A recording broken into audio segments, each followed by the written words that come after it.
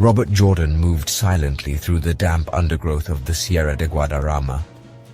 The early morning air was sharp as a knife. Under the shelter of the pines, each step echoed with the threat of the unknown. In his backpack, the explosives weighed less than the responsibility of using them. In front of him, hidden in the fog, was destiny. The fire crackled in the center of the cave. The weathered faces of the guerrillas watched him with a mixture of suspicion and hope. Pablo, the leader, had a cloudy gaze and a furrowed brow. "Pablo, that bridge will not be blown up." "Pilar, the bridge will fall and you will not stop it."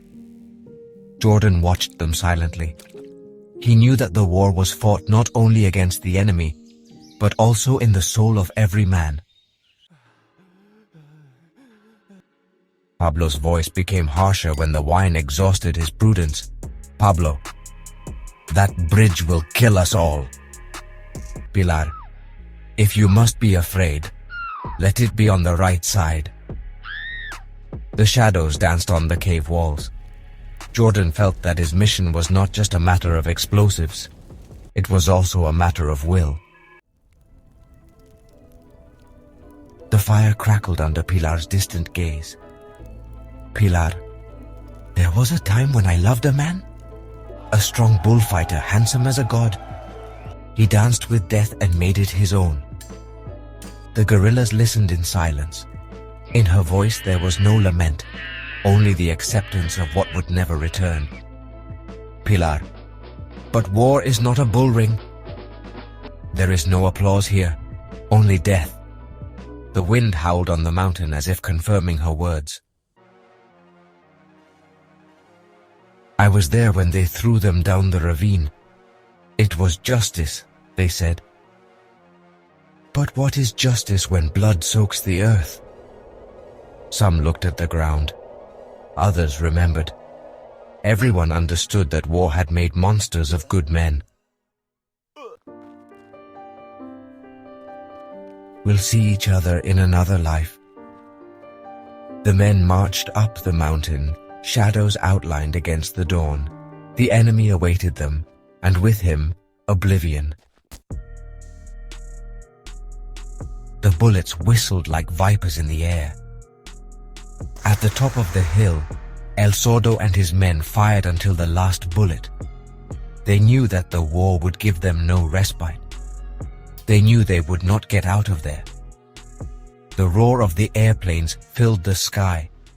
Then came the silence.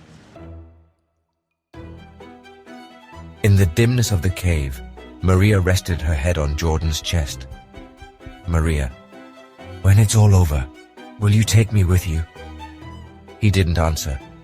He just held her tighter. He knew that the future did not exist in wartime. Every wire, every detonator, every gram of gunpowder had its place. Jordan worked silently while the others watched him. The time had come. The thunder of the explosion ripped through the air. The bridge gave way with a lament of steel and stone. But victory had a price. The blood soaked the earth beneath his body. He couldn't move. He didn't need to. The horses' hooves echoed in the distance. The enemy was approaching. Jordan, smiling. War was cruel.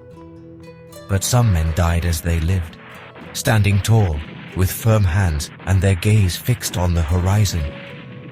Thus ends the story of Robert Jordan, a man who came to Spain to fight for a cause and found something more: love, camaraderie, and the meaning of his own existence. But in war, everything has a price. And as Hemingway said, no man is an island. Every death diminishes us because we are united with mankind.